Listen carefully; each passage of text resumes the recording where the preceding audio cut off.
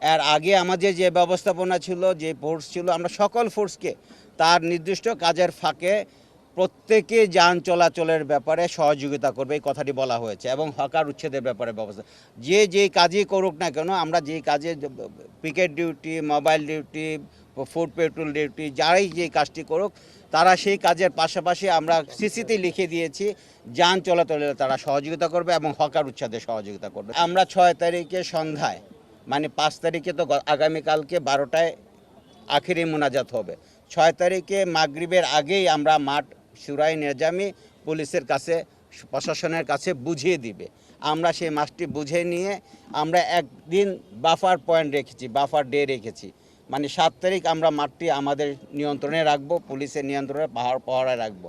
8 তারিখ আমরা সাদদের যে গ্রুপটি আছে তাদেরকে মাঠটি আমরা ঢুকতে দেব, তারা আবারও মাঠ সাজাবে, তারা মাঠে কাজ করবে। অনেক কিছু বিচ্ছিন্ন থাকে, ইলেকট্রিসিটি, তাদের ব্যবস্থাপনা, ওইগুলা তাদেরকে করার প্রস্তুতির ব্যবস্থা থাকে। তারা 8 তারিখ থেকে তারা কাজ করবে এবং তারা 14 থেকে 16 তারিখ পর্যন্ত মাঠে কাজ করবে। সূরা নিজামের যে পর্বটি, সেটি দ্বিতীয় ধাপের সেটি আখেরি মোনাজাত 12টার সময় হবে।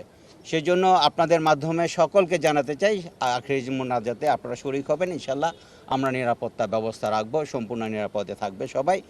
আর এইবার আমরা একটি জিনিস করতে চাচ্ছি, সেটি হলো যে আমরা তো আগে যে যান চলাচল কিছুটা বন্ধ করে দিতাম, ডাইভার্ট করে দিতাম। আমরা যতটা সময় পারি যান চলাচল সচল রাখবো।